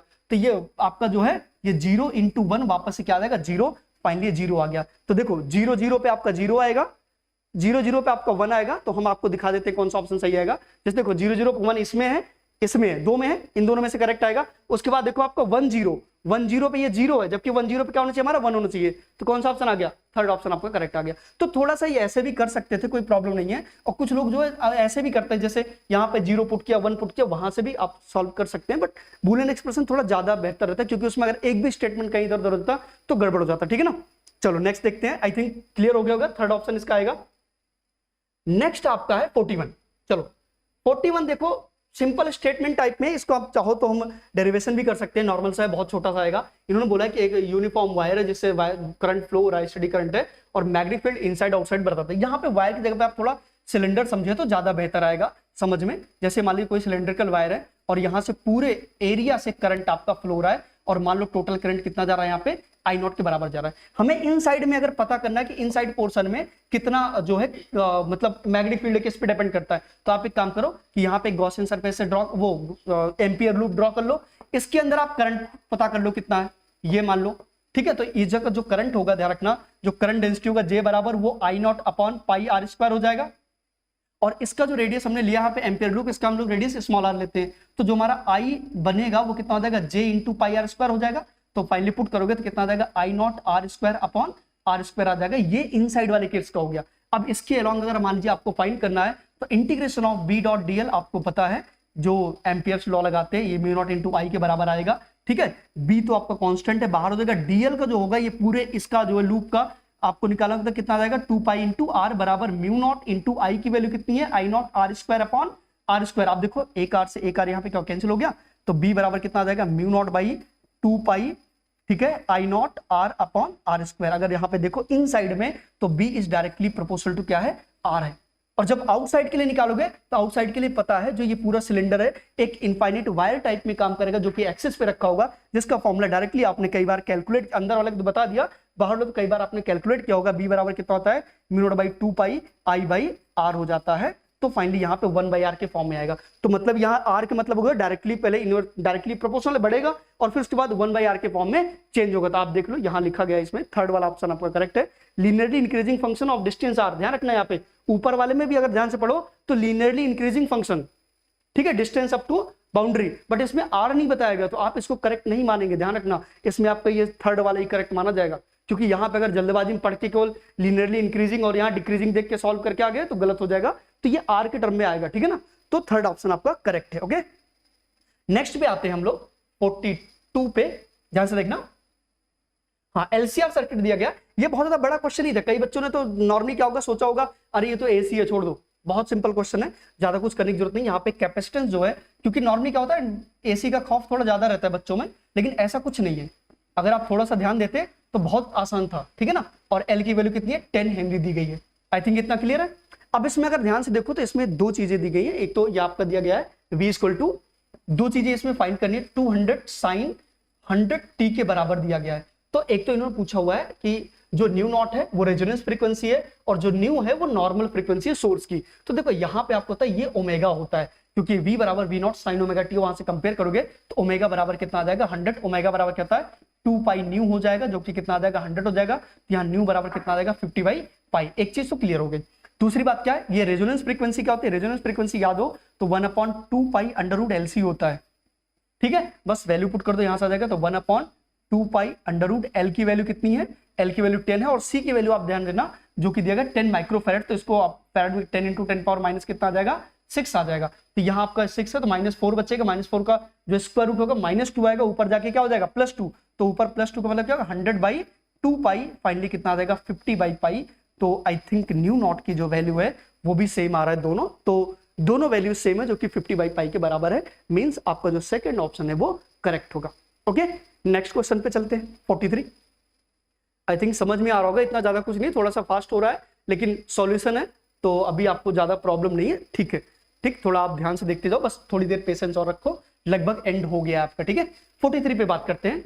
देखो इन्होंने डायरेक्टली कुछ नहीं कहा, इन्होंने क्वेश्चन सिंपल सा दिया, लेकिन जो केस है वो आपका डाइपोल का है। आप ध्यान से पढ़ो, 2 point charges -q + q are placed at a distance l as shown in figure, और इन्होंने ये बता दिया कि जो r पॉइंट लिया गया हमारा वो बहुत दूर है कंपैरिजन टू l। तो सिंपल सी बात है, आपको नॉर्मल सी बात है, इन्होंने डाइपोल नहीं बोला। कई बच्चे कुछ अलग सोचने लगते हैं, लेकिन इसमें कुछ भी सोचना नहीं है आपको। अगर दो इक्वल एंड अपोजिट चार्जेस रखे हैं किसी डिस्टेंस पे और जो गिवन डिस्टेंस है वो इससे बहुत दूर है, r ग्रेटर देन l, तो हमेशा ध्यान रखना ये डाइपोल ऑटोमेटिक बन जाते हैं, ठीक है ना।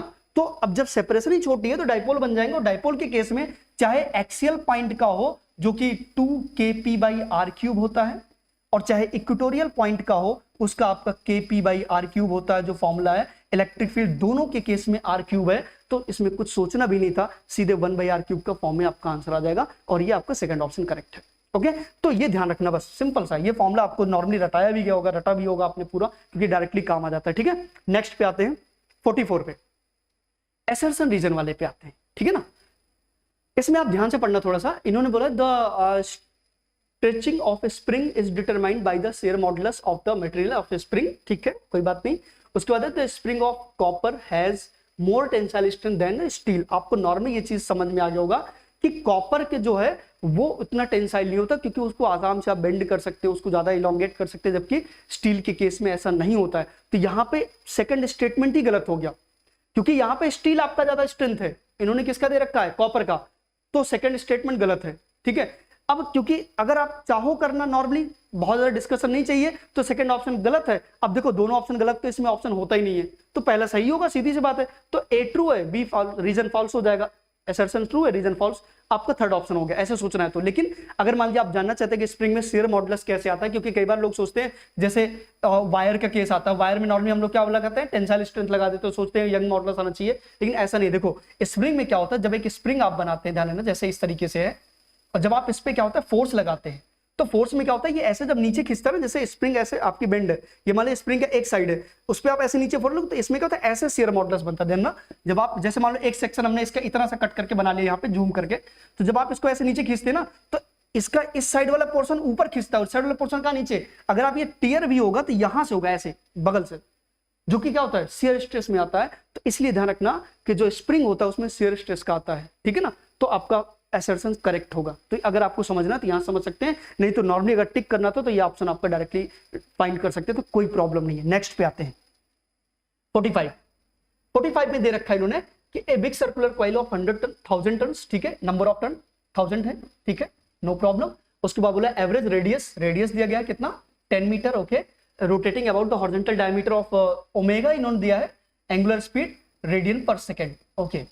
If the vertical component of earth magnetic field, इन्होंने जो vertical component of earth magnetic यहाँ पे V ऑफ V मान लो दिया गया कितना 2 × 10⁻⁵ tesla and electric resistance R is equal to दिया आपका 12.56, then the maximum induced current in coil will B.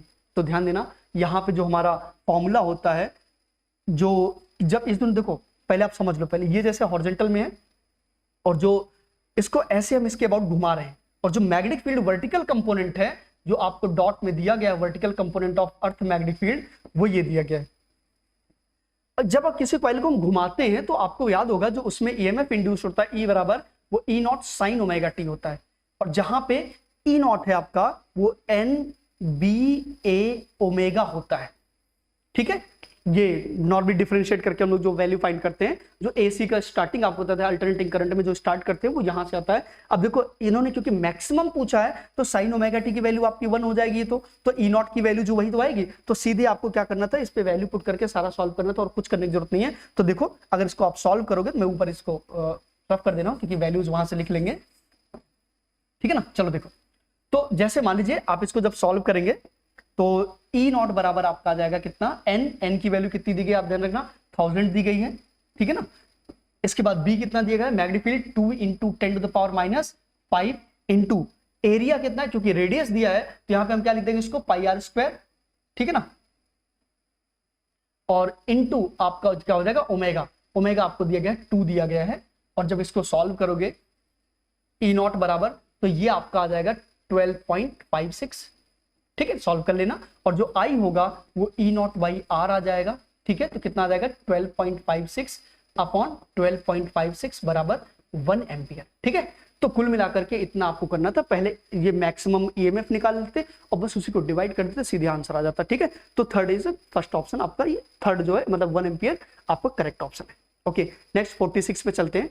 46 कहने के लिए फिजिक्स में आ गया, अगर नॉर्मली समझोगे तो केमिस्ट्री का मोल कॉन्सेप्ट से रिलेटेड क्वेश्चन है, ज्यादा कुछ नहीं। इसमें एक चीज इंपॉर्टेंट है, नॉर्मली डेंसिटी वाला फॉर्मूला मत लगा देना। क्यों फॉर्मूला लगा, क्योंकि इन्होंने एक चीज बताया है कि फोर्सेस जो temperature if the intermolecular forces Venice away, ठीक है ना, मतलब है कि इंटरमोलिकुलर फोर्स है ही नहीं है, मतलब वो गैसेस स्टेट में नॉर्मली आ गए, ऐसे समझो आप, ठीक है ना, बहुत ज्यादा उसमें दिमाग लगाने की जरूरत नहीं। तो इस केस में क्या होगा, आपको पता है कि 1 मोल जो H2O होगा, 1 मोल H2O का जो वेट होगा उसके मॉलिक्यूलर वेट के बराबर, तो H2O का मॉलिक्यूलर वेट जो होता है वो 18 होता है, तो ये 18 ग्राम के बराबर आ जाएगा। और 1 मोल का जो हमारा वॉल्यूम होता है वो 22.4 लीटर के बराबर होता है, ठीक है, 22.4 लीटर।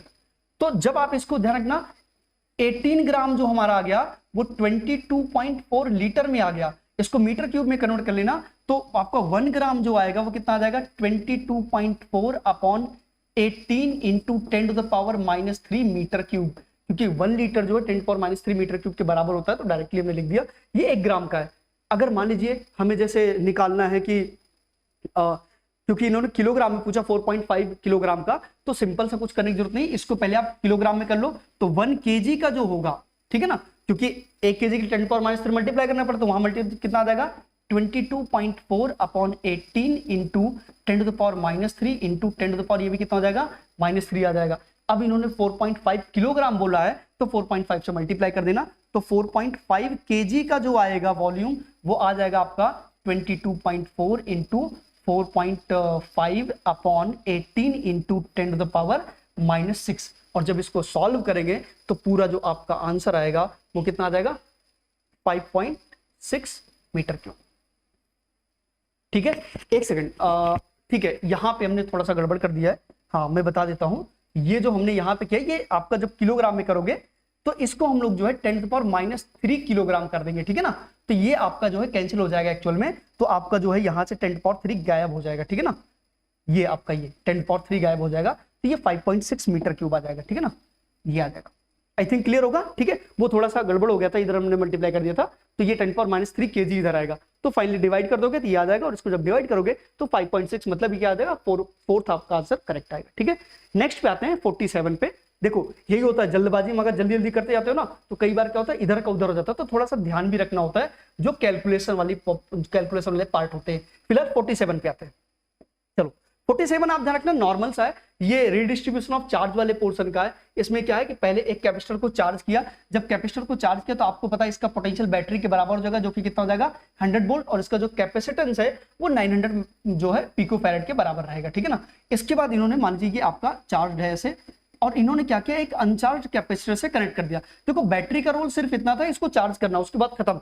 इसके बाद क्या, क्योंकि अनचार्ज है तो इसका जो पोटेंशियल होगा वो 0 होगा, और जो हमारा जो इसका कैपेसिटेंस होगा 900 पिकोफैरेड आएगा। अब ध्यान रखना पहले हम क्या करेंगे, कॉमन पोटेंशियल फाइंड करेंगे, क्योंकि आप जानते हो जब करंट करेंगे दोनों का पोटेंशियल बराबर हो जाएगा। तो V कॉमन, जो कॉमन पोटेंशियल का फॉर्मूला होता है V ऑफ C बराबर वो C1V1 plus C2V2 upon C1 plus C2 होता है। तो जब आप इसमें पुट करेंगे ध्यान से देखना, तो C1V1 कितना हो जाएगा आपका 100 इंटू यहाँ पे कितना जाएगा आपका ये 900 पिकोफैरेड में रखते हैं क्योंकि बाद में कैंसिल हो जाएगा, प्लस इधर 0 हो जाएगा अपॉन ये आपका 900 पर 9 कितना है 1800 पिकोफैरेड। तो पिकोफैरेड से पिकोफैरेड कैंसिल हो जाएगा आपका, ये आपका 2 आ जाएगा, और फाइनली जो आपका है V कॉमन वो आपका कितना आ जाएगा 50 वोल्ट। या वैसे भी नॉट भी ध्यान रखना, जब कैपेसिटेंस बराबर है तो पोटेंशियल आधा आधा हो जाएगा, इतना कुछ सोचने की जरूरत नहीं है। ये चीजें फास्ट करने के लिए इनमें आप एक कॉमन सेंस लगाया करो, बहुत ज्यादा कैलकुलेशन करोगे बहुत लंबा हो जाएगा। ये तो बस समझाने के लिए इतना बता रहे हैं, नहीं तो इतना करने की जरूरत नहीं है, क्योंकि दोनों के कैपेसिटेंस बराबर, सीधे हाफ कर दो। ये 100 था, 50-50 हो जाएगा, दोनों का 50 आ गया। अब उसके बाद इन्होंने पूछा एनर्जी कितना होगा, तो एनर्जी कोई बात नहीं, U बराबर कितना होता है हाफ CV स्क्वायर होता है, तो हाफ C1 प्लस C2, क्योंकि दोनों में निकालना है, इंटू V स्क्वायर कर दो। V हमारा जो कॉमन पोटेंशियल वाला है, तो इसमें कितना आ जाएगा हाफ C1 की वैल्यू कितनी दी गई आपको 900 पर 9 कितना आ जाएगा 1800 हो जाएगा, इंटू 10⁻12 करेंगे क्योंकि पिकोफैरेड में है, ठीक है, इंटू V स्क्वायर कितना आ जाएगा आपका 50 का स्क्वायर कितना आएगा 2500।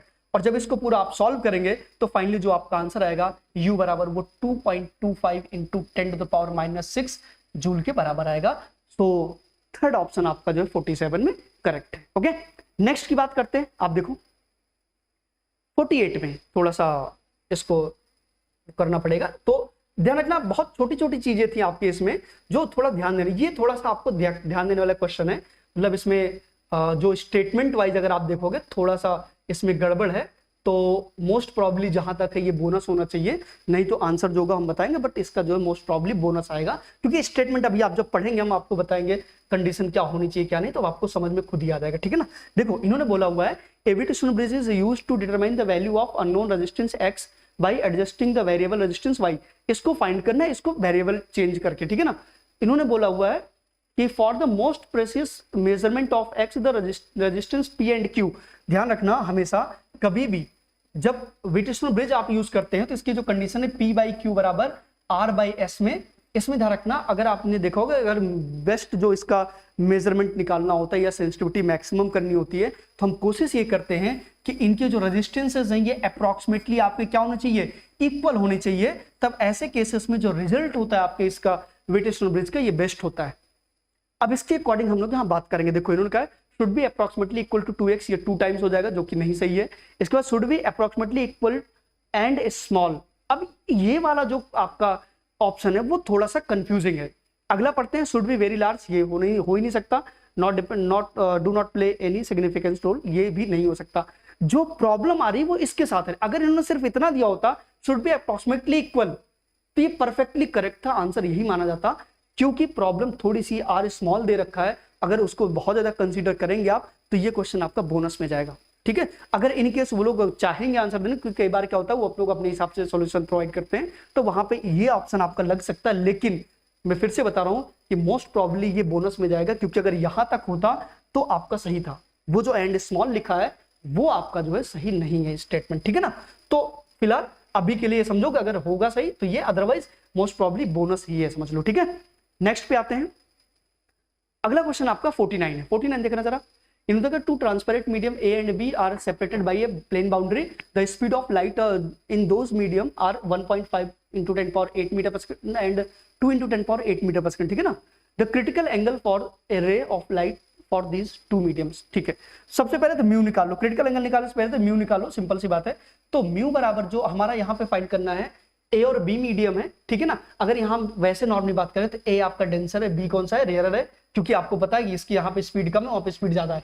तो mu of A B find करना है अगर हमें, तो आपको याद होगा म्यू जो हमारा 2:1 होता है वो v1/v2 होता है। तो म्यू ए बी जो होगा हमारा वो क्या हो जाएगा, v/va बन जाएगा, जो कि कितना आ जाएगा, ध्यान देना यहाँ पे 2 × 10⁸ 8 1.5 × 10⁸ बन जाएगा। इसको डायरेक्टली सॉल्व कर लें, 2/1.5 आ जाएगा। और आप जानते हैं क्रिटिकल एंगल के लिए साइन सी बराबर 1/μab आ जाएगा, और बराबर कितना आ जाएगा आपका ये 1/2/1.5, तो 1.5 ऊपर चला जाएगा, 2 नीचे आ जाएगा। तो साइन सी बराबर 0.75 आ जाएगा, और यहाँ पे सी बराबर जो आएगा वो साइन इनवर्स 0.75 आपका आंसर होगा। So which one is correct option, second. Okay, finally हम लोग अपने लास्ट क्वेश्चन की तरफ बढ़ते हैं, जो कि बहुत सिंपल है। और नॉर्मली क्या होता है, सबसे पहले यही पढ़ा दिया जाता है जब आप न्यूक्लियर वाला स्टार्ट करते हैं, न्यूक्लियर पोर्शन का, कि यहाँ पे आपने पढ़ा होगा कि R जो होता है वो डायरेक्टली प्रोपोर्शनल होता है a⁻⁴ 1/3। ये बहुत सिंपल क्वेश्चन चीज होती है। तो R1/R2 जब आप निकालेंगे तो कितना आ जाएगा आपका a1/a2⁻⁴ 1/3। अब a1 a2 इन्होंने क्योंकि डॉटर एलिमेंट्स के दे रखे हैं 125 और कितना 64, तो पुट कर दो 125/64 का 1/3। तो फाइनली आपको पता है 125 जो 5 होता है और 64 कितना आ जाएगा आपका 4 आ जाएगा। तो फाइनली जो आंसर आएगा R1/R2 वो आपका कितना आ जाएगा 5/4। सो आपका ये पूरा कंप्लीट होता है, और आई थिंक आप लोगों ने देखा होगा पूरा सॉल्यूशन और अच्छा ही हुआ होगा। फिलहाल हम लोग यही उम्मीद करते हैं कि आप लोगों का जो पूरा पेपर है वो बहुत अच्छा हुआ होगा, ठीक है। तो इसी के साथ हम लोग फिलहाल विदा लेते हैं आपसे, क्योंकि बहुत देर हो गई आपको भी देखते हुए और हमने भी। फिलहाल आपने इतना पेशेंस किया, अच्छा लगा, ठीक है। और बच्चे देखो क्या है ना, पेपर तुम लोग दिए होगे, कई लोगों के साथ ऐसा रहा होगा कि बहुत अच्छा तैयारी करने के बावजूद हो सकता है पेपर उस हिसाब से गया ना हो। तो मेरा देखो कहना ये है ना कि देखो तुम अगर ईमानदारी से मेहनत किए हो, ठीक है, पूरे साल अगर मेहनत की हो फिर भी रिजल्ट उस हिसाब से नहीं आ पाता, तो विश्वास मानो जो तुम मेहनत की हो आज न कल तुम्हें काम जरूर आएगा। सक्सेस का मतलब बस डॉक्टर बनने से नहीं होता है, कई सारे रास्ते तुम्हारे लिए खुल जाते हैं अगर एक रास्ता बंद होता है तो। हाँ, अगर आप चाहते हो कि नहीं मेरे को 1 साल और, अगर तुम्हारे को लगता है, तुम्हारे में कॉन्फिडेंस है कि नहीं मैं तो निकाल सकता हूं आराम से, मेरे साथ ये प्रॉब्लम हो गया था इस साल, तो आपके पास 1 और साल ड्रॉप मारने का, ड्रॉप मार के कर सकते हो। जो लोग +2 अभी जस्ट दिए हो, या फिर जो 1 साल ड्रॉप मार लो वो भी ड्रॉप मार सकते हो। देखो बेटा, नीट वाले में ना लोग 1 साल 2 साल 3 4 साल तक ड्रॉप मार लेते हैं। तो हम ये नहीं बोल रहे कि तुम ड्रॉप मारो, लेकिन मेरा बस कहने का मतलब ये कि डिमोटिवेट होकर मत बैठो। अगर तुम्हारे पे कॉन्फिडेंस है कि नहीं मैं कर सकता हूं अगले साल, अगर कॉन्फिडेंस ये है, क्योंकि 1 साल पहले से जो लोग 12th में वो तो ड्रॉप मार सकते, कोई दिक्कत नहीं। जो 12th पास आउट हुए वो 1 साल बोनस लेके चला करो, नीट में 1 साल बोनस लेके चला जाता है, कंपटीशन बहुत खतरनाक है। लेकिन जो 1 साल पहले से ड्रॉप मार लियो और वो दूसरा ड्रॉप मारने का सोच भी रहे हो ना, तो एक बात हमेशा याद रखना, फर्स्ट डे से जब तुम कहीं तैयारी करने जा रहे हो, फर्स्ट डे से 14 आवर्स पर डे तुम्हें पढ़ना होगा। अगर पढ़ सकते हो तो ड्रॉप मार सकते हो, अगर नहीं पढ़ सकते हो तो बेटा कभी ड्रॉप मारने की सोचना मत, मैं बता रहा हूं मत सोचना, नहीं तो फिर 1 साल फिर तुम अपना खराब कर सकते हो। सक्सेस का मतलब बस नीट से नहीं होता है, ऐसा नहीं कि सक्सेस तभी बंदा हो सकता है जब MBBS निकाल लिया हो। बहुत सारे रास्ते तुम्हारे लाइफ में आएंगे, अगर लगता है 24 घंटा फर्स्ट डे से पढ़ सकते हो तो ड्रॉप मार लेना, नहीं तो मत मारना, कोई दूसरा रास्ता खोज लेना, उसमें भी तुम सक्सेस बन जाओगे, ठीक है। तो ये चीज है, बाकी बेस्ट ऑफ लक एवरीवन, सभी को चैनल को सब्सक्राइब जरूर कर लेना, क्योंकि अभी से लेके कई सारे अपडेट जो नीट के आने वाले, कॉलेज काउंसलिंग तक, कॉलेज में तुम्हारे एडमिशन होने तक हम लोग तुम्हारे साथ रहेंगे। जो भी न्यू अपडेट आएगा, जो भी आपके लिए हेल्पफुल होगा वो हम लोग यहाँ पे लाते रहेंगे, ठीक है। तो स्टूडेंट्स शुभ रात्रि, जय हिंद।